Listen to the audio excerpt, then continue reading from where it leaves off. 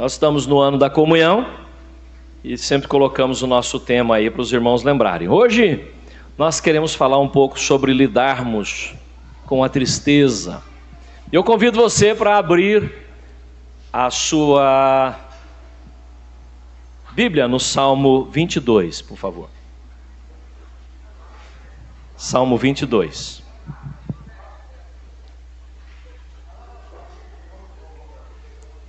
Como nós lidarmos com a tristeza? Tristeza é uma emoção, é um sentimento muito típico de nós seres humanos, caracterizado pela falta de alegria, ânimo, disposição e outras emoções de insatisfação. Tristeza pode se apresentar em diferentes graus de intensidade, variando desde a tristeza passageira, que normalmente dura alguns minutos ou horas, à tristeza profunda, que pode persistir por vários dias ou anos, tornando dessa forma algo muito complexo e entrando numa depressão.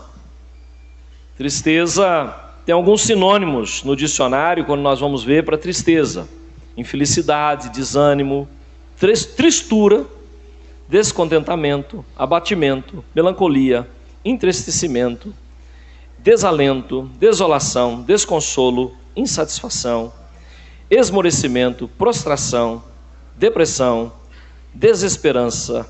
São todos sinônimos. Mas estudos mostram para nós que tristeza é muito mais comum do que nós imaginamos.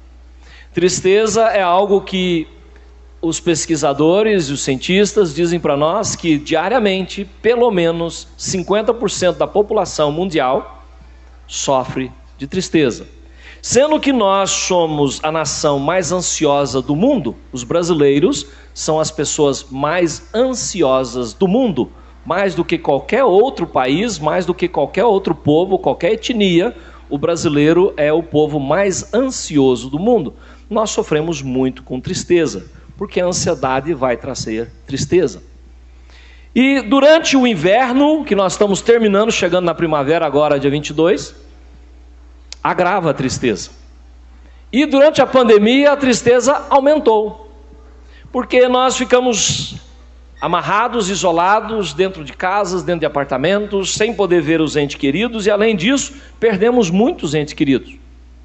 Tem uma família onde tem uma brasileira que congrega na igreja do meu irmão em Portugal, eles são mineiros, que só da família deles morreram 14 pessoas pelo vírus, em Minas Gerais.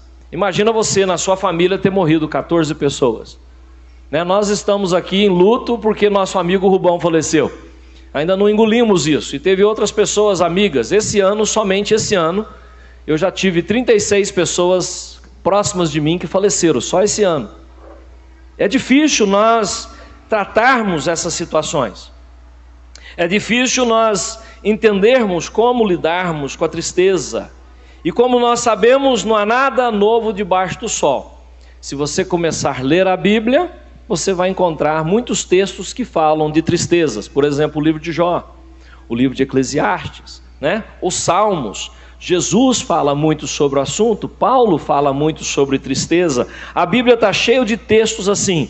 E se você abriu a sua Bíblia no Salmo 22, seja a sua espada ou seu canivete, a Bíblia é a espada, o canivete é o celular, brincadeirinha que a gente faz. Eu convido você para ler comigo os versículos 14 e 15, para nós entendermos o estado de tristeza do salmista. O versículo 14 do Salmo 22 diz assim: como água me derramei, e todos os meus ossos estão desconjuntados. Sabe quando você fica tão triste, que você derrama tanto que parece que os ossos não estão mais ligados, tem dor em todas as juntas? Já passou por isso? Eu já passei por isso. Ele diz assim: o meu coração se tornou como cera, derreteu-se no meu íntimo. A tristeza é tão grande que o coração dele já não estava mais ali no local dele, já estava derretido pelo corpo. Ele fala assim, olha a situação do salmista: meu vigor secou-se como um caco de barro. Já viu um caco de barro bem seco, está no sol, você joga água nela, na hora molha, logo seca, ele suga aquilo. Ele diz assim: e a minha língua gruda no céu da boca, A tristeza dele era tão grande, o momento dele era tão difícil, ele estava tão seco, ele estava tão destruído, tão desconjuntado, que a boca dele secava ao ponto da língua colar no céu da boca. Deixaste no pó, à beira da morte. Essa era a tristeza do salmista ao escrever esse salmo. E tristeza ao longo da história é algo que nos traz desânimo tão grande que músicos, por exemplo, como Mozart, como Schumann, como Tchaikovsky, todos eles tinham depressão profunda e tristeza profunda. Você pode ver pela própria melancolia dos escritos musicais desses escritores, esses artistas maravilhosos, músicos, musicistas, que comporam várias sonatas e várias músicas para nós que ouvimos até hoje. Eu de vez em quando estou no carro, se ligar o rádio, eu ligo na rádio que só mostra músicas clássicas assim, né? É coisa de velho, pode ficar tranquilo. Mas o presidente dos Estados Unidos, por exemplo, Abraham Lincoln, que é muito conhecido por ser aquele que libertou os escravos, ele sofria de depressão e melancolia e tristeza tão grande e tão profunda que durante a sua presidência ele passou mais tempo no porão da Casa Branca do que fazendo alguma coisa no seu escritório. A tristeza dele de ver o povo americano se matando por causa de uma guerra que não foi por causa do escravagismo, não foi por causa das pessoas que eram escravas, foi por causa exatamente de impostos, porque queriam taxar mais impostos ao povo do sul, que era mais rico, para que pudesse sustentar o povo do norte, que era mais pobre. Hoje inverteu, hoje o povo do sul é o mais pobre, o povo do norte é o mais rico, principalmente do nordeste, lá nos Estados Unidos. Eles, com aquela guerra, com aquela luta, ele teve que fazer muitos conchavos, ele teve que fazer muitas corrupções, muitas coisas para ter armamentos e ter o que era necessário para poder ganhar a guerra. E diante daquilo tudo ele entrava em depressão terrível. Quem na verdade governou aquela nação foi sua esposa, que ficava no seu escritório pegando os assuntos e descendo no porão e conversando com ele, voltando e dando os resultados da conversa que ela tinha. Nada como uma grande mulher do lado de um homem. Não um grande homem com uma mulher do lado. Nada como uma grande mulher para fazer um homem grande. A verdade é essa. Sem mencionar aí Winston Churchill, que liderou a Europa no meio da Segunda Guerra Mundial, que foi um dos homens mais melancólicos e tristes e depressivos da história do governo inglês. Sem contar T.S. Lloyd, Mark Twain, William James, esses escritores que passavam dias escondidos e longe de todo mundo dentro de um quarto escuro. A história, a Bíblia, a vida mostra para nós que não tem nada novo. Inclusive, estudos mostram que quanto mais nós progredimos nas áreas econômicas, sociais, pessoais, individuais, menos felizes nos tornamos. E nunca na história da humanidade o homem consegue progredir tanto em todas as áreas ao mesmo tempo. E o ser humano nunca esteve tão triste como está. Porque nós achamos que isso vai nos trazer felicidade. O Greg Easterbrook, que é um dos maiores escritores renomados dos Estados Unidos na área de psicologia, ele escreveu no seu livro O Progresso, o Paradoxo do Progresso, The Progress Paradox, How Life Gets Better, como a vida pode ficar melhor. Ele argumentou que somos mais ricos, mais poderosos, mais livres, seguros e saudáveis do que nunca, e nunca estivemos tão pior emocionalmente como agora. Esse é um escritor não cristão. E ele atribui isso às expectativas altamente individuais, sem a disciplina e sem a vontade de pagar o preço. Que na verdade ele diz que nós queremos hoje no século 21 ser e ter e possuir sem pagar o preço. Nós vemos que o outro tem e nós queremos o que ele tem, mas nós não queremos fazer o que ele fez para ser. Nós queremos o diploma.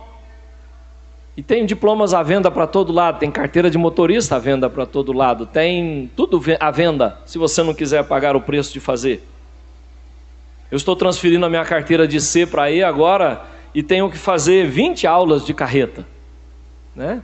E eu tenho que ir lá e ficar manobrando a carreta por 1 hora, depois 2 horas no mesmo dia, para poder transferir a minha carteira. Tudo porque só devia ir para D, né? Eu quero poder dirigir as vans quando a gente for para algum lugar, alugar uma e levar vocês para os lugares e não ter que pagar milhões para os donos das vans. Mas a verdade é que, já que ia passar da C para D, vamos logo para E, acaba logo com tudo isso. Quem sabe um dia eu preciso dirigir uma carreta para viver, não sei, né? Fazemos logo tudo, custa o mesmo preço, né? E eu gosto de um desafio.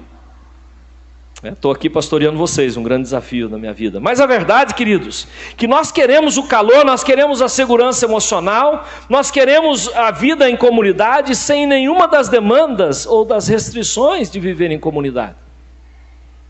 Hoje muitos jovens querem, depois dos seus 20, dos seus 30, dos seus 40, morar na casa dos pais, mas não querem viver as demandas dos pais. Está chateado? Muda, vai para outro lugar, não tem importância. A verdade é que nós queremos os benefícios da família, da fé, da cidadania e assim por diante, mas realmente nós não queremos as responsabilidades de sermos pais ou de sermos filhos. Nós não queremos as responsabilidades de sermos cristãos e nós não queremos a responsabilidade de sermos cidadãos. Veja que as pessoas andam na rua e tudo que comem joga o papel na rua. Sabe que a próxima chuva vai ter inundação e a culpa é o seu papel que você jogou na rua.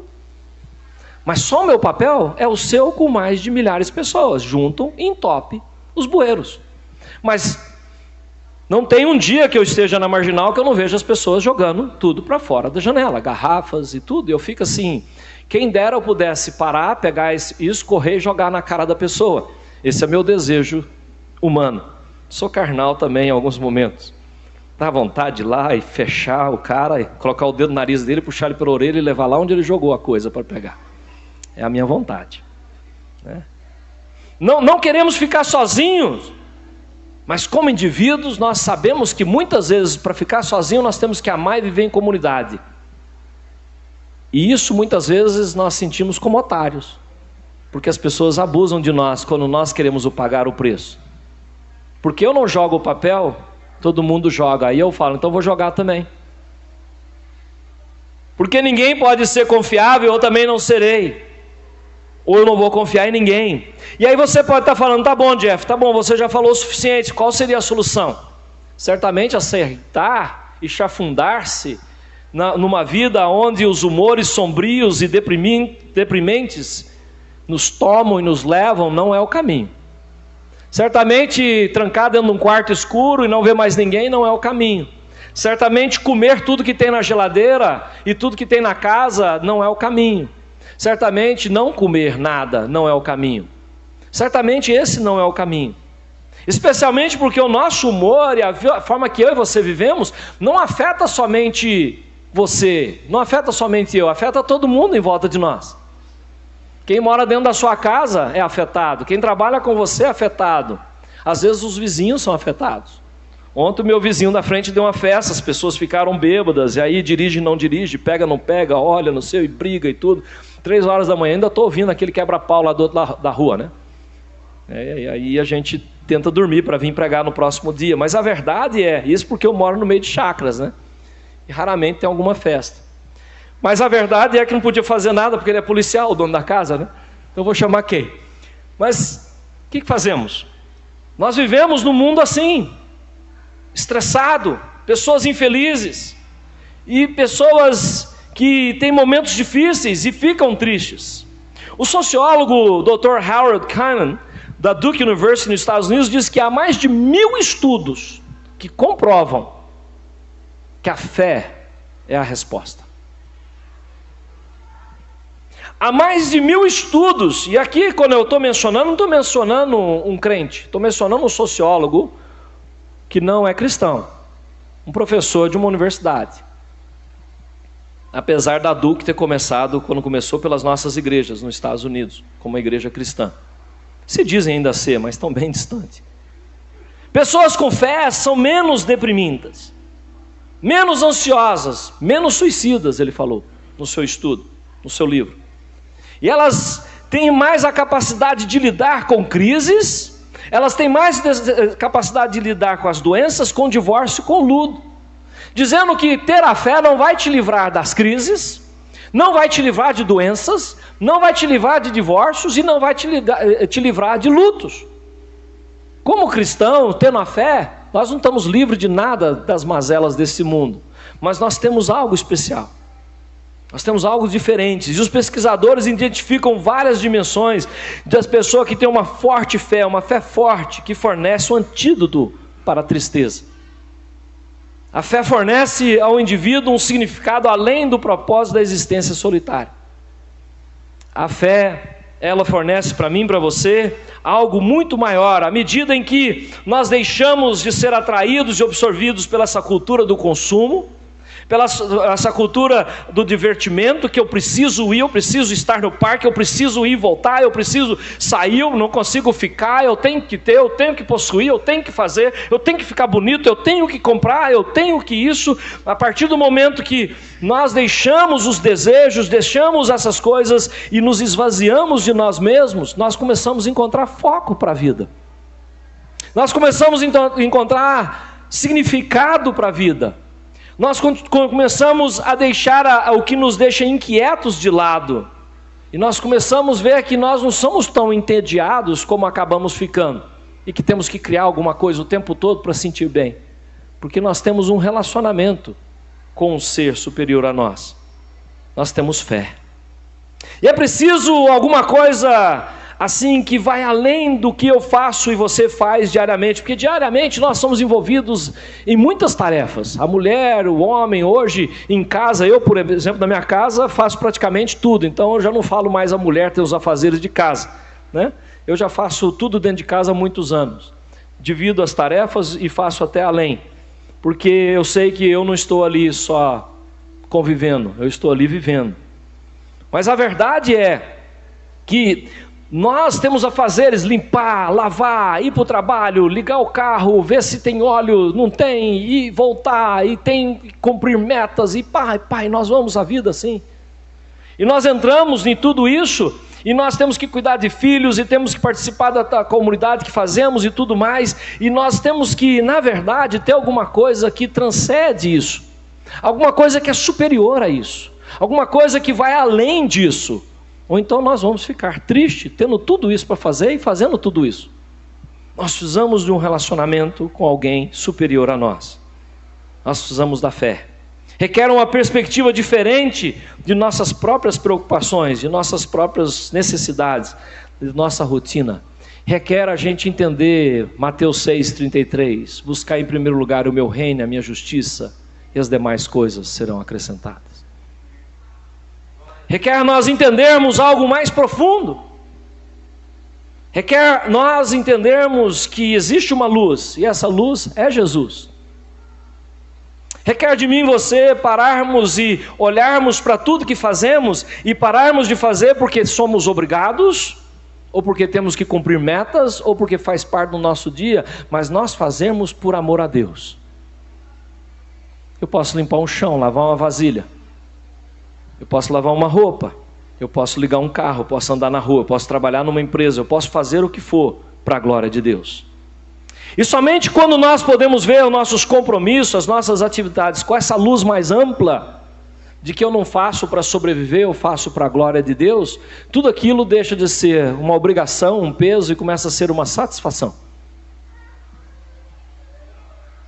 É incrível como nós podemos encarar as coisas assim. O sociólogo Christopher Ellison, da Universidade do Texas, ele disse que a fé fornece uma narrativa unificadora que pode ser difícil de ser encontrada em outras partes da sociedade. Você não vai encontrar em nenhuma outra parte da sociedade o que a fé vai conseguir fazer. Eu fiz questão de buscar sobre tristeza e como lidar com ela dentro daqueles que são hoje os mais preeminentes escritores do assunto. Eu tinha outra palavra para pregar até quinta-feira. Eu ia pregar como nós devemos viver o nosso ministério no reino. Já estava quase pronto o sermão. Aí de quinta-feira para cá, até ontem à noite eu estava preparando essa palavra para vocês hoje. Não deu nem para ler 10 vezes como eu gosto de ler antes de pregar. Mas as práticas da fé, como oração, ele diz no seu estudo, o estudo da palavra, a meditação na palavra, o louvor e a adoração, a participação dos cultos, o congregar, ter ministério na igreja, fornece estruturas e disciplinas que mantêm nós num senso superior de propósito vivo, em momentos em que de outra forma nós teríamos a tendência de ficarmos arrasados, sentindo vazios, só pensando nas coisas ruins dessa vida e tentados a buscar diversões e comprar e possuir coisas e assistir televisão sem parar para ficar com a mente vazia. A maioria das pessoas que assistem televisão o dia todo é para poder ficar com a mente vazia. E é interessante porque nos Estados Unidos você pode comprar tudo que você quer e depois devolver na loja. Tem pessoas que saem todo dia cedo, enche o carro de compras num cartão de crédito e depois do almoço ele passa o dia todo devolvendo tudo aquilo. E devolvendo o dinheiro para o seu cartão de crédito. No próximo dia ele faz a mesma coisa, é o dia da pessoa para poder conseguir sobreviver o dia. Não ficar só dentro de uma casa, porque não tem propósito de vida, não tem fé. Inclusive, muitas vezes eles usam alguma coisa e depois devolvem, que é devolvido da mesma forma.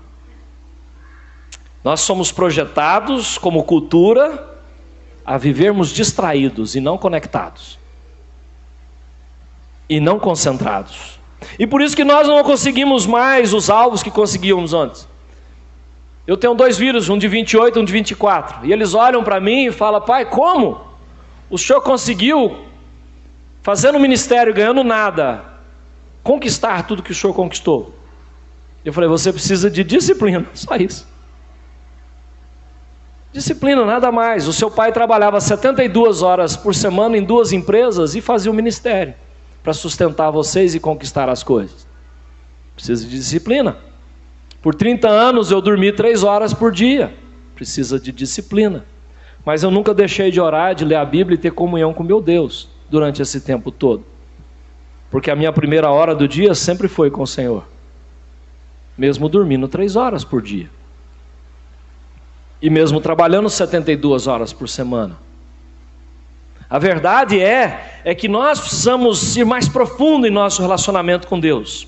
Eu não sei se vocês já ouviram Nathan, um judeu, né? Sharanzak. Ele é um cidadão israelita, ativamente envolvido na política de Israel, que ficou preso 13 anos. Natan Sharanzak. Ficou preso 13 anos pela KGB em Moscou, durante a ditadura comunista da União Soviética. E muitos perguntam como é que ele sobreviveu ali na prisão. E ele escreveu sobre esse assunto, porque a tristeza era tão grande. Ele nasceu no dia 20 de janeiro de 1948. E um dia na prisão ele recebe um telegrama da mãe que no dia 20 de janeiro daquele ano, seu pai havia morrido. E ele diz que ele não queria fazer mais nada nos próximos dias, que naquela noite ele foi para o seu quarto, virou para a parede e chorou silenciosamente a noite toda a morte do seu pai. Chorou e chorou, porque nunca mais ia ver seu pai, ele preso ali. A sua esposa passou os 13 anos da cadeia, correndo o mundo e pedindo os líderes mundiais para fazer algo para liberar o seu esposo da cadeia. E ele chorava, ele diz, como uma criança indefesa, sozinha, desprotegida, sem nada para fazer. E sem vontade de fazer nada, ele lembrou que ele, quando foi para a cadeia, ele conseguiu levar o livro de Salmos com ele. E ele tinha um livro de Salmos bem pequeno, escrito tudo em hebraico. E ele começou a ler, e as vistas doíam. E ele decidiu que ia ler os 150 Salmos. Mas as vistas doíam muito e ele falou, não vou render. Pegou o papel e caneta e começou a copiar salmo por salmo em hebraico, né? De trás para frente. Ele diz que os salmos, ele leu, ele diz que não entendeu tudo, mas uma coisa ele conseguiu viver as alegrias e as tristezas dos salmistas. E ele conseguiu entender, ao copiar os salmos, lendo, que a vida dele tinha um propósito muito mais profundo, muito mais eterno do que a tristeza momentânea da cadeia. Foi o que levantou ele, foi o que manteve ele ali naquele dia, a conexão que ele teve com os seus antepassados, com a crença dele, com a fé dele, que ficou mais forte do que nunca. E ali ele lembrava do pai, da mãe, da sua esposa, como foi sua família no passado, como estava no presente e como podia ser no futuro. E o coração dele, que estava triste e deprimido e que queria a morte na cadeia, de repente passou a ter esperança. E depois de 13 anos ele foi liberto, foi morar em Israel e tornou-se um homem muito preeminente politicamente naquela nação. Um homem muito conhecido. Foi a sensação de fazer parte da fé dos seus antepassados, da tradição, da história, da disciplina, de copiar salmo por salmo. E ele disse que gastava em média, fazendo em média 1 hora copiando cada um. Mas ele não desistiu, copiou 150. Uns mais, outros menos tempo gastou. Mas foi o que fez com que ele sobrevivesse naquela cadeia, com todas as torturas e tudo que ele passou. Então os sociólogos dizem para nós, as pessoas que são estudiosas, dizem que a fé confere a nós uma sensação de bem-estar, de satisfação, de integração, de vida. Nossa, eu tenho que parar de pregar, já passou o tempo. Cheguei nem na metade? Vou correr então. Então, queridos, quando estamos tristes, do que nós fecharmos, do que nós pararmos de lutar, do que nós isolarmos, do que nós pararmos de buscar a presença de Deus, do que nós ficarmos tristes, nós precisamos conectar com o nosso Deus, com a nossa fé. Se você vê o Salmo 22, no versículo 1 e 2, vamos voltar para o Salmo, né?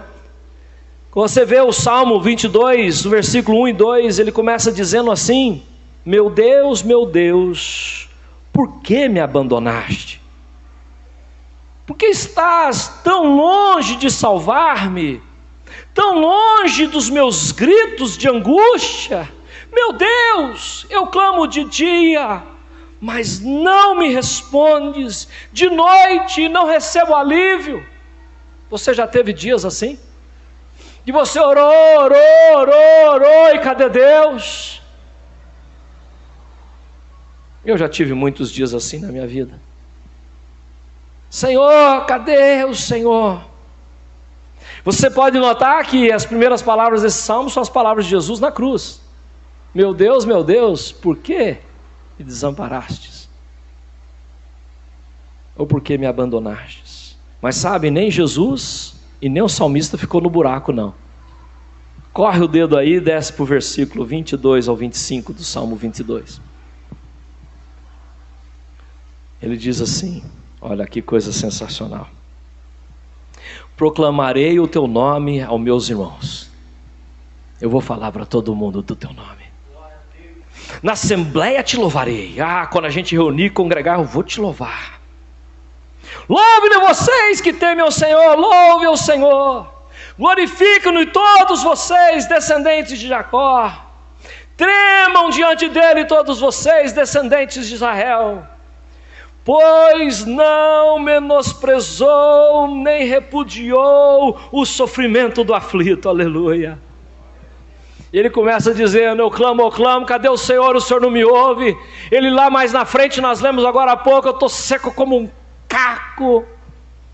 O meu coração derreteu, minha língua colou no céu da boca, está terrível. Mas aqui neste ponto, Deus já ouviu o seu clamor.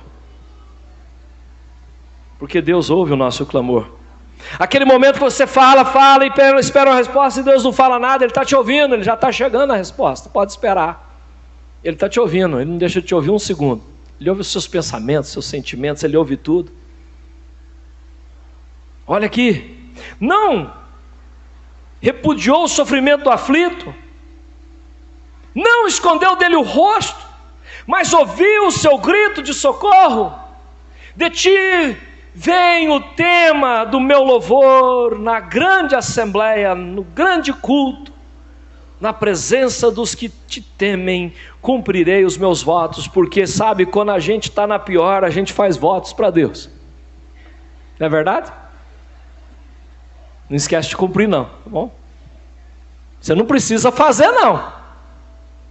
Ninguém mandou você fazer voto, não precisa, mas se fizer, cumpre. O salmista aqui fez votos. Ele falou: o Senhor não está me ouvindo e tudo. Ele fez votos ao Senhor. Ele agora está clamando, está adorando ao Senhor e vai cumprir tudo que ele falou. Porque muitas vezes a gente fala: Senhor, se eu me curar, vou te servir e nunca mais vou abandonar. O primeiro probleminha que tem na igreja é parar de ir. Senhor, se o Senhor me restaurar meu casamento, o Senhor pode contar comigo. Não falha um domingo. Os primeiros estão lá. Depois, o primeiro probleminha que surge, para. Senhor, se o Senhor abrir a porta de emprego, você é dizimista. O primeiro mês, beleza. O segundo, mais ou menos. O terceiro, já era. Cumpra seu voto. Fez um voto, cumpra o voto. Não é obrigado a fazer nada, não. Deus está te ouvindo.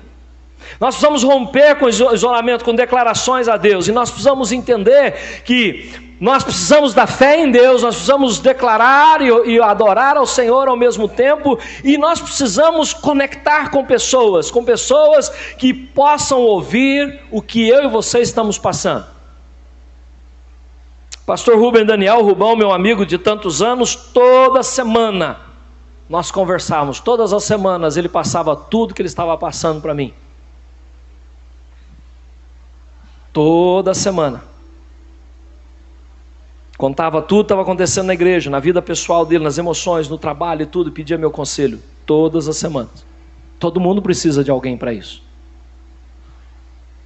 Se nós tentarmos viver sem isso, nós não vamos conseguir. Você precisa de alguém para abrir o coração. Mas você está falando para mim agora: Jeff, quase todo mundo que abriu o coração, essa pessoa usou as informações que tinham contra mim. Problema deles com Deus. Deus vai tratar eles. São fofoqueiros, Deus vai tratar, porque Deus odeia a fofoca. Procure pessoas, ou procure a pessoa, porque nós vamos encontrar uma pessoa na vida que a gente pode fazer isso. O ano passado a pessoa que eu fazia isso faleceu, que não era o Rubão, era o Jim Knowles, um pastor americano que faleceu de câncer. E eu entrei numa tristeza tão profunda, uma dificuldade tão grande. Mas não demorou nem 30 dias, Deus me deu outra pessoa para me abrir o coração. Eu converso com essa pessoa todo dia. Da hora que eu acordo até dormir a gente troca mensagem. Sabe, nós precisamos de alguém para poder abrir o coração. Paulo diz assim: leve os fardos pesados uns dos outros, e assim cumprirá a lei de Cristo. São os fardos pesados. O leve é fácil, o leve eu dou conta. Eu preciso de alguém para carregar o pesado. Nós precisamos conectar com pessoas, ou uma pessoa, alguém que nós possamos abrir o coração, que nós possamos entregar, que nós possamos ser, que nós possamos compartilhar. Ouça o que Paulo diz calorosamente, apaixonadamente aos Coríntios. Ele diz assim: numa justa compensação, porque ele tinha aberto o seu coração com os irmãos em Coríntios, falo com meus filhos, com vocês são meus filhos na fé, abram também o coração para nós. Fala o que está passando no seu coração. Vamos fazer algo juntos, e algo justo, porque Paulo derramou o coração dele, falou como é que ele se sentia. Agora fala para nós, meus filhos.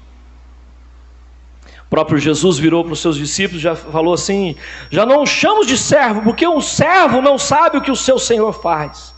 Em vez disso, eu os tenho chamado amigos, porque tudo o que ouvi do meu Pai, eu lhes tornei conhecido. Eu contei tudo. Vocês são meus amigos. E na hora que ele vai orar no Getsêmani, ele leva aqueles amigos que vão trair ele daqui a pouco, que vão abandonar ele. Mas ele queria aqueles amigos perto dele. Queridos, nós somos pessoas sociais, nós somos seres sociais, nós precisamos de ter um contato com a fé, com Deus, nós precisamos abrir o coração com pessoas, nós precisamos viver uma vida conectada, ou então nós vamos espanar.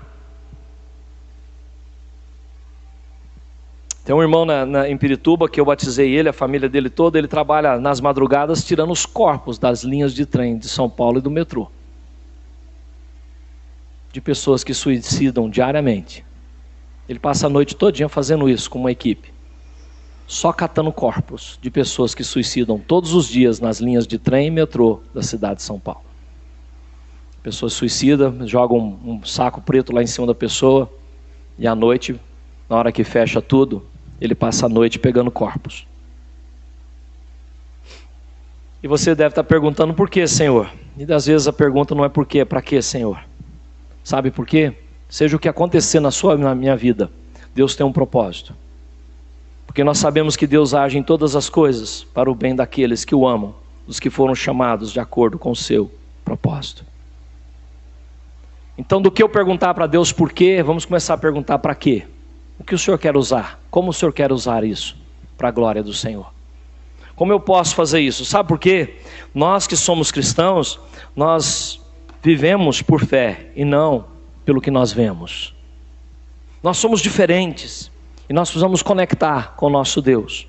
Nós precisamos entender que a nossa fé é algo maior. Nós precisamos entender que nós não podemos viver pelo que eu estou vendo e pelo momento. Eu tenho que viver pela fé. Eu tenho que viver pelo que eu creio. Nós somos diferentes e nós podemos fazer diferença nesse mundo, se eu e você estivermos prontos a fazer o que é a nossa parte, a fazer o que eu e você precisamos fazer. Vou recapitular para nós podermos cear e vou encerrar porque eu sei que meu tempo já foi.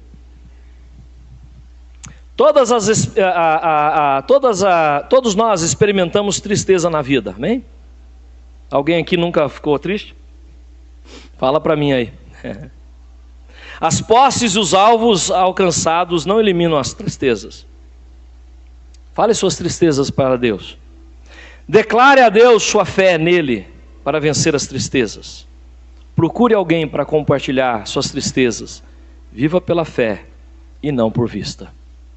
Viva pela fé e não por vista. Convido você para se pôr em pé em nome de Jesus.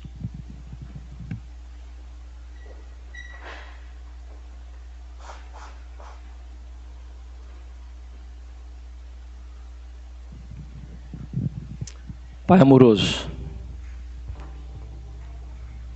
muitos de nós, ao adentrarmos este local nesta manhã, ou conectarmos na internet para assistir esse culto, chegamos aqui tristes, amargurados, ansiosos, preocupados, sem motivação.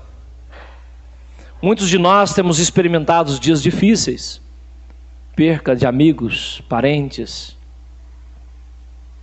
destruição de emoções, de sentimentos, perca de emprego, perca de bens materiais, perca de amizades, perca de planos, de propósitos. Muitos de nós, Senhor Deus, entramos aqui de uma forma acabada. Mas nós queremos, Senhor Deus, sair daqui diferente do que entramos nesta manhã.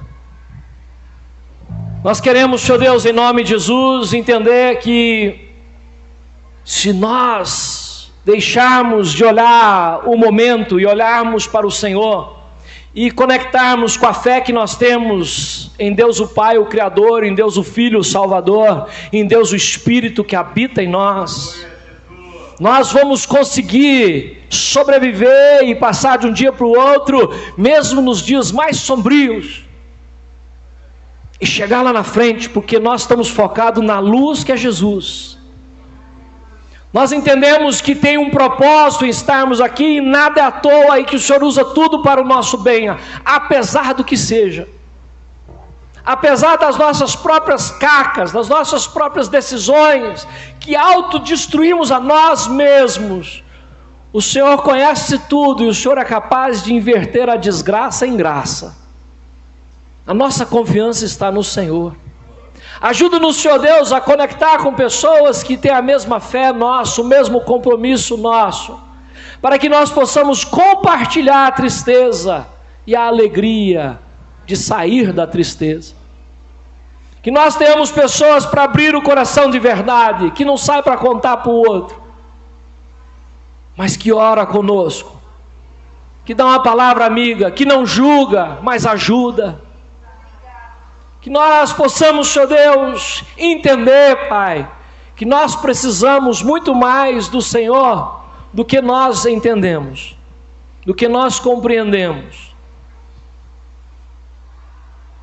E que nós possamos, Senhor Deus, viver para a glória do Senhor e fazer tudo para a glória do Senhor.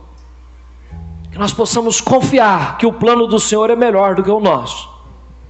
e que apesar das mazelas deste mundo, o Senhor tem um plano. Como o próprio profeta Jeremias diz, planos não de nos prejudicar, não de nos amaldiçoar, mas nos prosperar. Planos de nos dar futuro, planos de nos dar esperança. Pai, que toda tristeza saia do coração. Senhor Deus, que o desânimo saia do coração.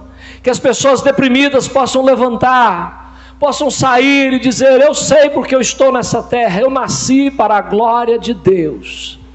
Eu estou vivo para glorificar a Deus, e eu vou glorificar a Deus com a minha vida, apesar da minha situação. Que encontre coragem no Senhor. Senhor Deus, que nós possamos, como irmãos em Cristo, ser aqueles que vão dar o apoio, o suporte um para os outros. Que nós possamos carregar os fardos pesados um dos outros. Pai, em nome de Jesus, ajuda-nos a ser o que devemos ser um para os outros. Ajuda-nos, Senhor Deus, a participarmos da mesa do Senhor nessa hora, de uma forma, Pai, aonde nós possamos ter uma mudança, nós possamos, Senhor Deus, ter o nosso foco, Pai, focado no que é sublime, no que é certo, aonde busquemos em primeiro lugar o Teu reino e a Tua justiça, sabendo que as demais coisas nos serão acrescentadas. Amém. Pai, nós abençoamos o pão que aqui está, o cálice que aqui está, que representa o Teu Filho na cruz do Calvário, imolado por nós, e o sangue derramado, Pai, para perdoar os nossos pecados. E que nós possamos anunciar a morte dEle até que Ele venha, porque Ele ressuscitou. Pai, abençoa cada vida que está aqui, cada um que está no seu lar, que vai cear conosco nessa hora também. Abençoe as vidas. É no nome de Jesus que oramos, agradecidos. Amém. Você pode vir pegar o pão, pegar o cálice, enquanto nós estivermos cantando, em nome de Jesus.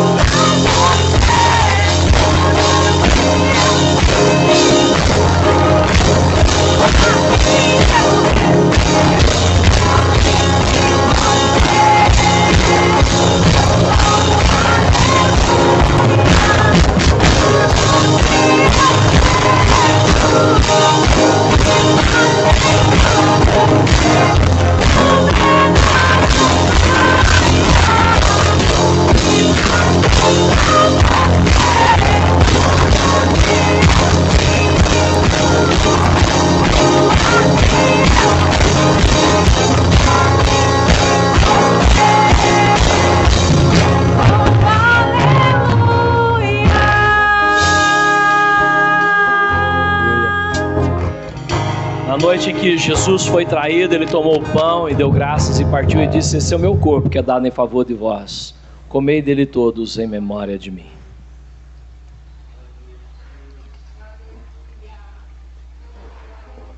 Semelhante modo, após haver ceado, ele tomou o cálice e disse: esse é o cálice da nova aliança no meu sangue, que é derramado em favor de muitos. Tomai dele todos em memória de mim. Em memória do Senhor, vamos beber. Pai, nós te louvamos, te engrandecemos, te exaltamos, Pai, por esse privilégio de poder cear contigo e também com o corpo de Cristo. Senhor Deus, em nome de Jesus, nessa hora que vamos contribuir com o teu reino, nós queremos abençoar os dízimos, as ofertas de cada um que aqui está, Pai. Abençoar, Pai, aqueles que depositam diretamente na conta e aqueles, Pai, que têm o prazer de contribuir com o teu reino. Que todos possam ter essa alegria, Pai. Senhor Deus, que não falte os suprimentos à tua casa, que através deles nós possamos sustentar os nossos missionários, Pai. A Marina, Senhor Deus, que está estudando na Jocum, assim como também a Missão Esperança, ali em Moçambique, o trabalho na Índia e o trabalho com os índios Yanomamis. Pai, em nome de Jesus, abençoe aqueles que estão empregados, aonde trabalham, o seu ganha-pão, os autônomos, também os empresários, os pensionistas, os aposentados. Que todos vivam com o que ganham sem viver endividados, Pai. Que todos vivam, Senhor Deus, decentemente e supra as necessidades de todos, Pai. Havendo aqueles desempregados, Pai, aqueles que procuram emprego, aqueles que precisam, que têm levado o currículo, que têm lutado, Pai, que o Senhor abra a porta do emprego para essa pessoa, que o Senhor os capacite para isso. Havendo aqueles que querem abrir o seu próprio negócio, que querem sair como autônomos, Pai, abençoe, Pai, essas vidas, Pai. Abençoe, Pai, os teus servos, as tuas servas, a vida financeira deles e a vida financeira da tua igreja e a vida financeira dos teus missionários, Pai, que sustentamos. Pai, no nome de Jesus que nós oramos e abençoamos. Amém. Amém. Glória a Deus. Você pode trazer no gasofilácio, você pode passar na maquininha lá com o Márcio ou depositar direto na conta.